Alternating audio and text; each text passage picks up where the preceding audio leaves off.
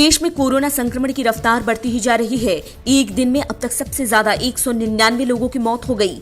संक्रमण के 2801 नए मामले सामने आने के बाद फिलहाल देश में कोरोना मरीजों की संख्या 49,300 के पार हो गई है। मरने वालों का आंकड़ा 1,600 के पार पहुंच गया है। विदेशों में भारतीयों को वापस लाने के लिए भारतीय नौसेना ने ऑपरेशन समुद्र सेतु राष्ट्रीय प्रयास के तौर पर शुरू किया है। मालदीव गणराज्य के बंदरगाह पर भारतीय नौसैनिक जहाज जलश्वर एक अन्य जहाज के साथ पहुंच रहे हैं और 8 मई 2020 से ऑपरेशन के पहले चरण में भारतीयों का निकासी अभियान शुरू किया जाएगा। यूपी के गाजियाबाद में 31 मई तक के लिए लॉकडाउन की गाइडलाइन को बढ़ा दिया गया है। साथ ही कोरोना वायरस और ईद की वजह से धारा 144 लगा दी गई है। सार्वजनिक जगहों पर बिना फेस कवर और मास्क के जाना थूकना दंडनीय अपराध होगा, जिसके लिए जुर्माना वसूला जाएगा। सभी धार्मिक स्थल बंद रहेंगे और सार्वजनिक जगहों पर भीड़ लगाना मना होगा। मानव संसाधन विकास मंत्री ने बताया कि देश में कहीं भी सीबीएसई की 10वीं की परीक्षा नहीं होगी। मानव संसाधन विकास मंत्री रमेश पोखरियाल निशंक ने एक ट्वीट के जरिए जानकारी दी कि नॉर्थ ईस्ट दिल्ली के छात्रों के लिए छूटी हुई परीक्षाओं का आयोजन तो किया जाएगा। छात्रों को तैयारी के लिए परीक्षाओं से पहले 10 दिन का वक्त दिया जाएगा, लेकिन इसके अलावा देश में कहीं भी 10वीं की परीक्षा का आयोजन नहीं किया जाएगा।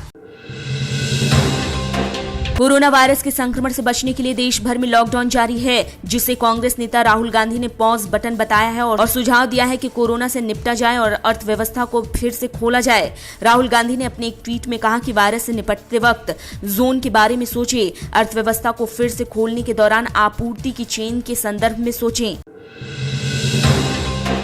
जम्मू कश्मीर के पूर्व CM Mehbooba Mufti, national conference नेता अली मोहम्मद सागर, पीडीपी नेता सरताज मदनी की सार्वजनिक सुरक्षा अधिनियम के अंतर्गत हिरासत अवधि को 3 महीने के लिए बढ़ा दिया गया है, जिस पर नेशनल कॉन्फ्रेंस के नेता उमर अब्दुल्ला ने गुस्सा जाहिर करते हुए ट्वीट किया कि महबूबा मुफ्ती की नजरबंदी बढ़ाना अविश्वसनीय रूप से क्रूर तो है ही और पीछे ले जाने वाला भी है। पेट्रोल और डीजल पर एक्साइज ड्यूटी में केंद्र सरकार ने भारी इजाफा किया है। पेट्रोल पर प्रति लीटर 10 रुपए और डीजल पर प्रति लीटर 13 रुपए बढ़ाए गए हैं, लेकिन इस बदलाव का आम जनता पर कोई असर नहीं होगा, क्योंकि बढ़ी कीमतों की भरपाई तेल कंपनियां खुद करेंगी। ईंधन की खुदरा कीमतें पहले की तरह ही होगी। केंद्र के राजस्व में इस बढ़ोतरी से भारी इजाफा होगा। अमेरिका में कोरोना से 2000 से ज्यादा लोगों की पिछले 24 घंटे में मौत हो गई है। इस तरह से अब तक कोरोना संक्रमण से अमेरिका में 70,000 से ज्यादा लोगों की जान चली गई। अब तक 2,55,176 लोगों की दुनिया भर में मौत हुई है और 36,90,863 लोग इस वायरस से संक्रमित हैं। अमेरिका और यूरोप देशों पर इसका सबसे ज्यादा प्रभाव पड़ा है।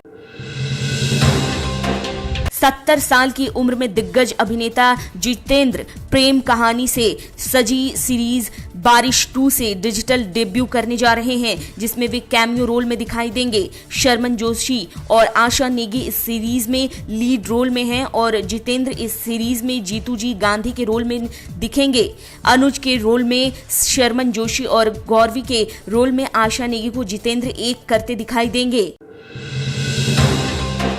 लॉकडाउन की वजह से इस साल खेल मंत्रालय ने ईमेल के जरिए राष्ट्रीय खेल पुरस्कारों के दावेदारों से नामांकन भेजने के लिए कहा है। खेल पुरस्कारों की चयन की प्रक्रिया मंत्रालय शुरू कर रहा है। कोरोना के कारण इस प्रक्रिया को अप्रैल के बजाय मई से शुरू किया जा रहा है। 3 जून नामांकन जमा कराने की आखिरी तारीख होगी। इस तारीख के बाद आए नामांकन को नहीं देखा जाएगा।